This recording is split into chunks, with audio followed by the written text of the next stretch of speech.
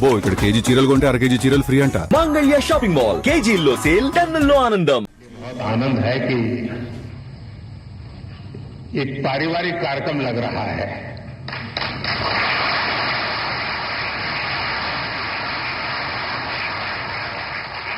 भाइयों बहनों, आज हमें श्री रामनाथ कोविंद जी की आत्मकथा के विमोचन का अवसर मिला है. मुझे खुशी है कि मुझे भी इस कार्यक्रम का हिस्सा बनने का सौभाग्य मिला है. कोविंद जी से मेरा बहुत लंबा परिचय रहा है. उन्हें करीब से जानने का भी अवसर मिला है और राष्ट्रपति के रूप में उनका मार्गदर्शन और इस सब के साथ साथ उनका मेरे प्रति विशेष स्नेह, उनकी आत्मीयता, ये मेरी बहुत बड़ी पूंजी रही है.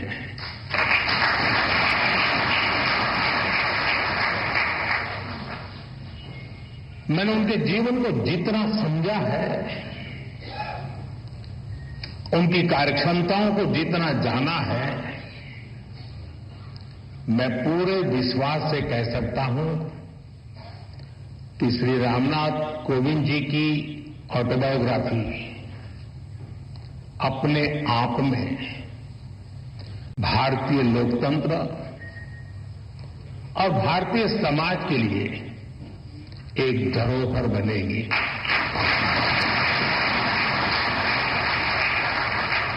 कोविंद जी की जीवन यात्रा,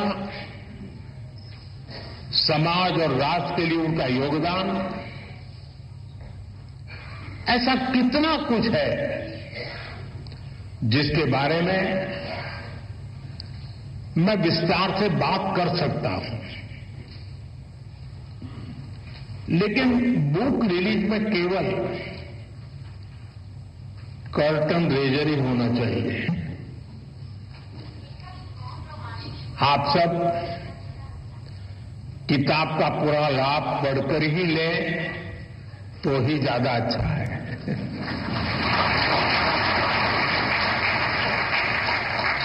तो आप उनके शब्दों में जानें,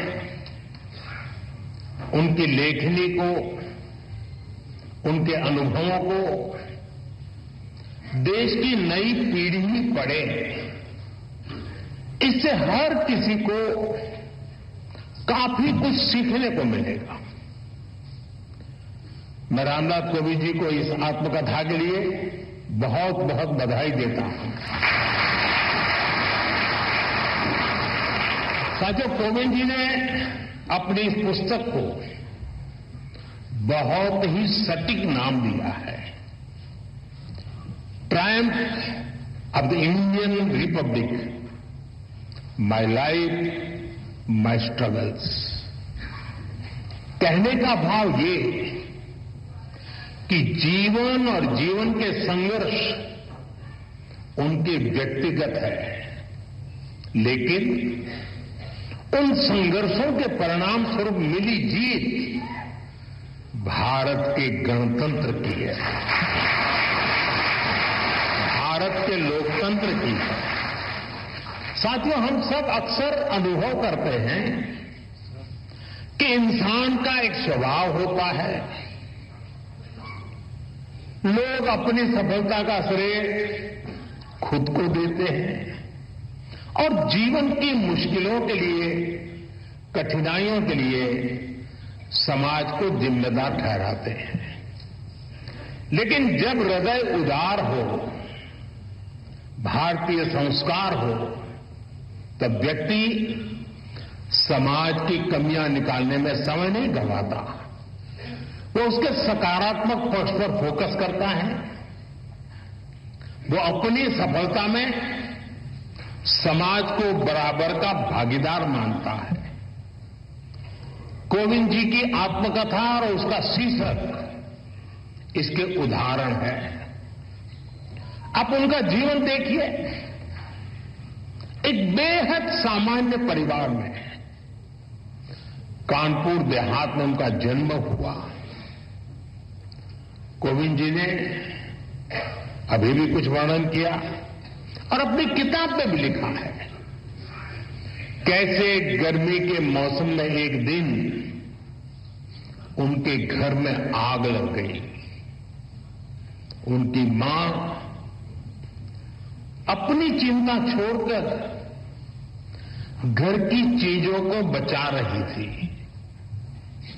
आखिर एक सामान्य परिवार में मां के लिए एक एक चीज बच्चों के पालन पोषण का जरिया होती है।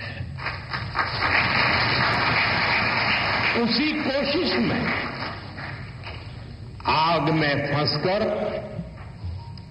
उनकी माता जी की मृत्यु हो गई।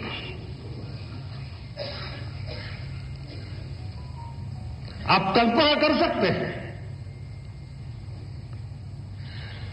छोटी सी उम्र में मैं इस तरह की घटना, मां को इस तरह खो देना, ये कितना दर्दनाक रहा होगा। मैं तो भाग्यशाली रहा हूं। मेरी मां 100 साल से भी अधिक जीवित रही और मुझे आशीर्वाद देती रही। उसके बावजूद भी आज भी मैं मां की कमी महसूस करता हूं। साथियों, उनके जीवन का एक ऐसा दर्दनाक घटनाक्रम था, कोई भी इसे टूट सकता था, लेकिन कोविंद जी को